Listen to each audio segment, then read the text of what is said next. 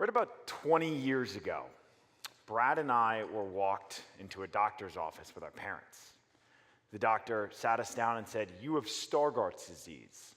It's a juvenile form of macular degeneration." He turned to our parents, he said, "What that means is your sons have trouble metabolizing vitamin A. That's going to create scar tissues. Ultimately, they're going to end up with a giant blind spot in the center of their vision." And then he told us to go home, learn to read Braille, get a magnifying glass, and prepare to go blind. Well, it's been 20 years since that day, and this story ends a little bit differently than you would imagine. Check it out. We are two blind brothers. Brian and I have an eye condition called Stargardt's disease. An eye disease that causes blindness over time. We lose our center vision, and we keep a lot of our periphery. The only thing that is predictable is that it gets a little worse over time. Visual impairment never was going to be an excuse in our lives, that it was never going to dictate our lives. Last year, they launched a clothing line where 100% of the profits goes towards finding a cure. When you lose a sense like your eyesight, you start getting more information from some of your other senses. When I think of fashion, I think of line, style, color. What am I missing? Touch. As soon as you put this shirt on, you can understand the love and passion that went into this project.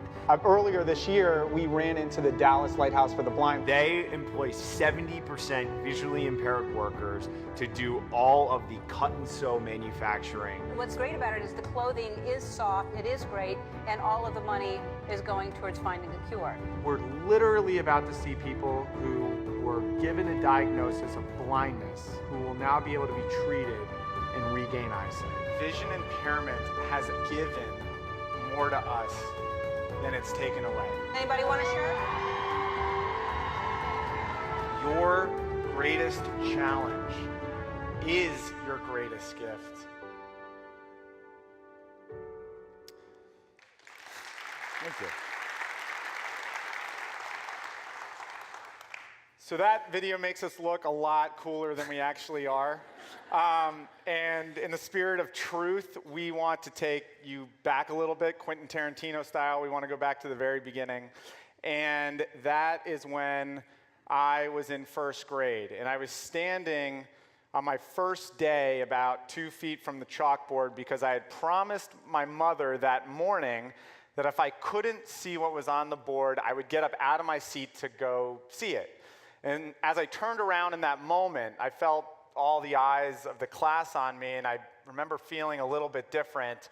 And then later at lunch, this little jerk in the class comes up to me and says, "Can you see?" And I defensively said, "Yes."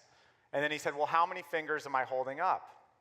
And I actually couldn't see it, and I felt ashamed, I felt embarrassed, I felt sad that I didn't have the same vision as the people in our class had. As a total side note, after living with that question for 25 years, everyone always holds up 2 fingers. It's really weird, but it's actually an easy question to answer. And when I got to high school, I was going to be a rebel with a really blurry cause. I was going to sit in the back of the classroom. I wasn't going to be able to see the board, but for that day, I didn't want to be the blind kid. And so my teacher, Dr. Folo, calls on me. He goes, "Brian, can you please do this problem?" And trust me, I've been blind for years now, so I had a bunch of strategies to basically get him to tell me what I needed to see. And the first one, always ambiguity. "Dr. Folo, what problem are we talking about up there?" And he just says, "This one." Again, no worries. "Dr. Folo, what numbers are we talking about up there?" A lot of things. And he just says, "These." And well, then at the second point, it was go to strategy 2, play dumb. Because at that point in my life, being dumb was way better than being blind. "Dr. Folo, I apologize, I just don't know how to do it." He looks back at me and goes, "What are you talking about? It's simple division." And my third strategy I should have enacted about 90 seconds earlier, where you kindly get up and excuse yourself to the bathroom before anybody can ever call on you. Spent a lot of time in there. But on that day, none of my strategies had worked. As my head slowly fell to my desk, I do admit to Dr. Folo, to my class, and to myself that I couldn't do the problem because I couldn't see it. But then you realize that being visually impaired is always going to be true. And all these little strategies I'd had to trick people was what was truly holding me back. I could not be successful in my life unless I embraced visual impairment and understood the gifts that it was giving me and then used them to be successful. And so with those mindsets and a few skills we learned along the way, we were lucky to have good academic careers, and we were able to get good jobs after school. And then about 3 years ago, Brian and I were both in New York City, walking around downtown, doing some shopping. And we were really excited talking about this guy. This is a kid named Yannick Douay, and he was born with a disease called Leber's congenital amaurosis. It's a long word, but what it really means is that he was going blind as a young child. And he grew up reading Braille, and then he was treated with a gene therapy that restored his eyesight. He went from reading Braille to reading text, and it was a miracle. And we were really fascinated by it. When we looked into it, we saw that actually that therapy started with a small charitable gift to a researcher that was looking for the gene back in 1994. And when we looked further, we saw there are actually hundreds of researchers working on these fascinating scientific advancements and treatments. All they needed was that same little extra help, that same charitable gift. And on this day, Brian and I were shopping at Bloomingdale's, and one thing about being blind or visually impaired, it's pretty easy to lose people, so I had lost my brother in the store. And another thing about being blind or visually impaired is shopping is actually a big pain. You can't see the prices, the colors, the size labels that well. So we always just start with feeling the item. We run around like we're 5 years old and touch everything. And then when you find something you like, you do all the extra work to try and figure out if you want it. So on this day, we walk out of the store, and coincidentally, we had bought the same exact shirt. And he doesn't want to look like me, I don't want to look like him, so we played rock, paper, scissors. I won, he lost. I always throw rock. He hadn't figured it out at that point. 27 years. But in that moment, a kind of a light bulb went off for us. We thought, what if this could be our project to help give back to these researchers? What if we started a clothing label with two simple ideas? One, create the softest clothes we possibly could with that vigilance and detail to sense of touch. And two, donate all of the profits from that project back to these preclinical researchers that are trying to find a cure for blindness. And that's when we started our clothing label, Two Blind Brothers. Thank you. Thank you. And we are finally back to the present. And that video we showed you at the beginning gets you pretty much up to date, minus 100% of the fighting. That is a different video we show at different events. Well, we've been running Two Blind Brothers now for a little over 2 years, and we've realized something very, very special. We are a personal brand masquerading as a clothing company, like every consumer product in the world. And when you are a brand, the single most important things are getting people's trust and having their attention. And the best way we've found to do that is through storytelling and doing genuine good. Our mission page on Two Blind Brothers, when we first started, said the following. We give 100% of our profits to preclinical retinal research. We partner with organizations like the Foundation for Fighting Blindness and the Gund Harrington Fund to find early stage researchers who need a little bit of money to conceptualize their idea, to get it to a clinical trial, to get outside capital, to give an investment, to get it to a, trust me, it goes on for about 45 minutes. And as you could imagine, people didn't care. They had a million questions. Why do you partner with this foundation? Why do you focus on these researchers? Have you looked at this? Everybody had a question, but nobody wanted to help. And then we changed our mission page to what it is today. About 2 7-year-old boys who were walked into a doctor's office told they're going blind, and then told to go home. And that's it. And now our mission now is to change go home to there's hope. And here are the clinical trials that will do that. And when we realize the power of storytelling, the magic of storytelling, is when a gentleman reaches out to us and says, I know nothing at all about preclinical retinal research. Who does? But I have a feeling that you guys are going to be the best stewards of this money. How can I help you? What can I do to get involved? And that story was really powerful for us.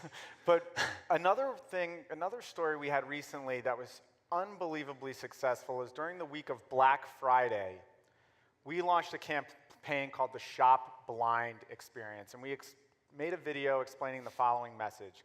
If you're blind or visually impaired, you trust people a lot. You have to trust the waiter to give you a good recommendation on a menu you can't see. You trust the sales associate to find that item in the store you're looking for. You trust the Uber to drop you off on the right corner. And we wanted to give the visitors to our Two Blind Brothers website the chance to trust us. So we blacked out the entire experience. And people were asked if they wanted to buy a product that they couldn't see and could get no details on. And everyone's laughing, but it was amazing. And the reason is because of storytelling. Context is everything. Facts these days are very fragile. You can almost claim anything you want about yourself. Brian and I could claim that we are the biggest speakers at TomTom, but you may not realize that that's just because if you combine both of our weights, we weigh more than Dan Rather. So we're literally the heaviest people giving a speech. And I'm sure you're out there thinking right now, all right, I believe it. Stories are fantastic, but I don't have a story. I am not a kid who was diagnosed with a degenerative eye disease, with a brother with suspicious amounts of gray hair for his age. Sorry. But I'm here to tell you, you absolutely do. And to prove it, I want to do something with everybody. I'm going to count to 3. And when I get to 3, I want all of you to pick the person to your left or to your right, and I want you to blow them the most passionate kiss you ever have in your entire life. 1, 2, here it comes, get ready. 3, go. Now, I can't believe they did it. Just by mathematics, not all of you could have gotten one, so that's to you. But what did we just do? That was a little bit of an embarrassing moment. It was a little bit of a funny moment because no other speaker has ever asked you to do something like that. Even a stranger on the street probably hasn't. But you now have a story from this speech. You are an active participant in this speech. And when you go to tell somebody about this later, you can say, actually, it was so funny. I got to blow a kiss. I ended up getting the girl's number, and we ended up going a date. We got married 3 years later. We have 4 kids. We have a beautiful life. Thank you, Brian.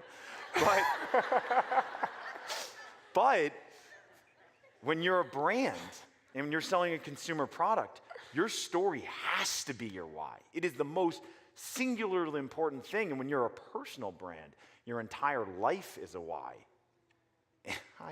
Your entire life is a why. And then it's all about the perspective you take on it. But the one piece of advice I will give you, the more personal, the more authentic that story is to you, the more universal it'll be for everybody else because we all have essentially the same desires.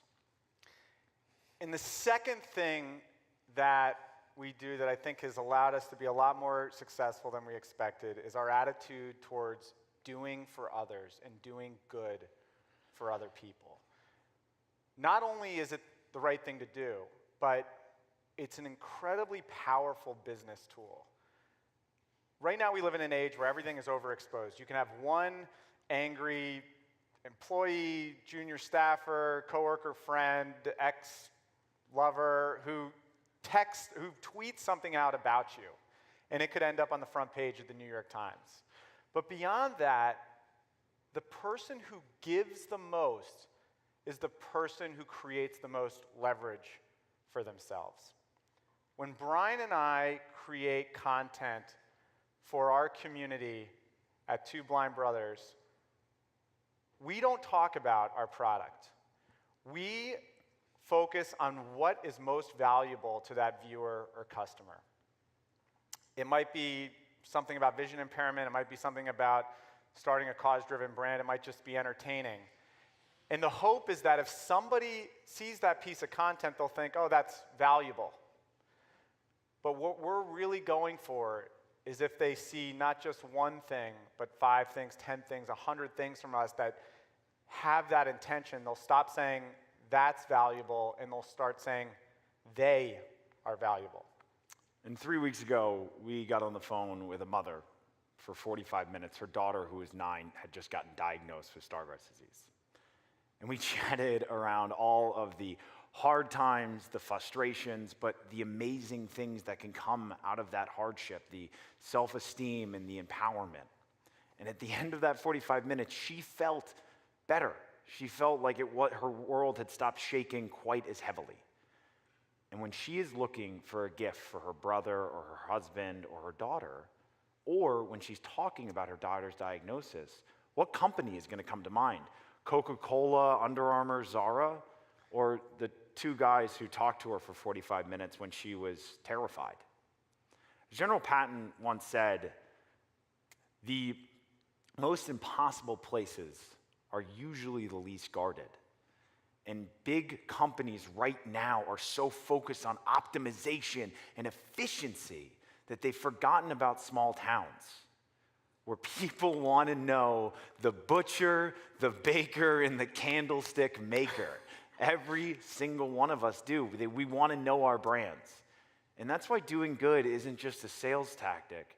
It's the way that a small brand can compete with anyone, because doing good is good business. And so why are we, on this stage? Well, if we're taking our own advice, it's to try to garner your trust and your attention. And to do that, we try to tell a good story and we try to deliver something that's valuable. But beyond that, we feel so incredibly lucky to be able to build this project and have the impact on our mission. But if one person can take a lesson from watching what has happened for us with Two Blind Brothers, and they can use that in their charity, their passion project, or their business, we're actually getting a multiple on the effect of the social impact that we never dreamed that we would have. So on that note, embrace grit, embrace hardship in your weaknesses, tell a great story, do great things for other people, and if that's not enough, you can actually reach out to Bryan and I personally at Bryan@twoblindbrothers.com and Bradford@twoblindbrothers.com. Thank you, Tom.